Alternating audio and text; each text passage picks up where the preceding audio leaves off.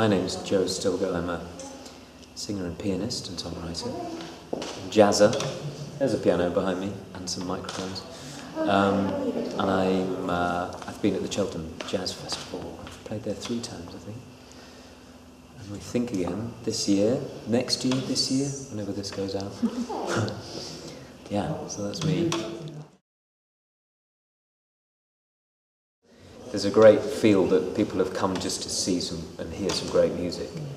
So there will be people who just go for one concert, but most people like to dip in and out, so you feel like there's a sort of great sense of support and meeting everyone. I mean, as people will know who've been to the Hotel du Vin in Cheltenham, that's where everyone goes to hang out afterwards, and it's just like a sort of huge heroes party. You see all these great people. I once had breakfast with Nigel Kennedy. He was wearing his West Ham top. Sorry, Aston Villa, same colours. Sorry, Nigel. And just that sense that you can bump into people you haven't seen and you've been touring or doing whatever. It's just a great festival spirit.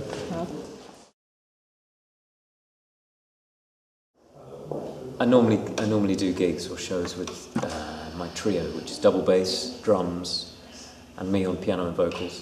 But I always try to get the guys to sing.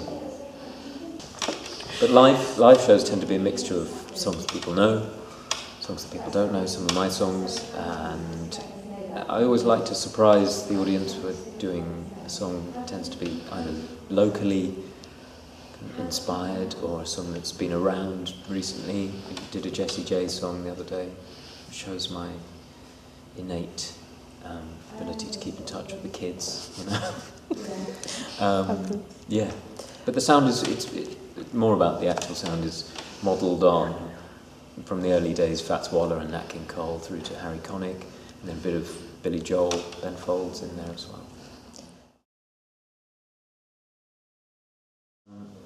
I was just thinking, because Stevie Wonder's played on more records than probably anyone because of his harmonica playing. I was listening to that great There Must Be an Angel song, Annie Lennox, Eurythmics, and that's Stevie Wonder doing the harmonica solo.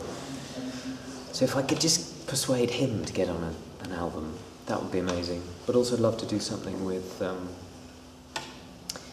great vocal group like Take 6, the amazing American gospel jazz vocal group. And maybe in the classical world, someone like, I don't know, a cellist. I love the cello. So let's pick. Guy Johnson's brilliant, but also Stephen Isserlis.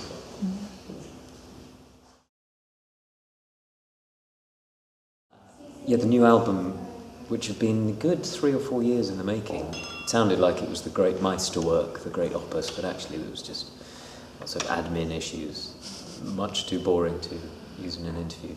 But it was great to finally get, because the album is 11 tracks and 10 of them are mine, and then a version of Waterloo Sunset, which is the Ray Davies song, which everyone seems to love, and no one seems to mind too much that I do it, so that's a great thing.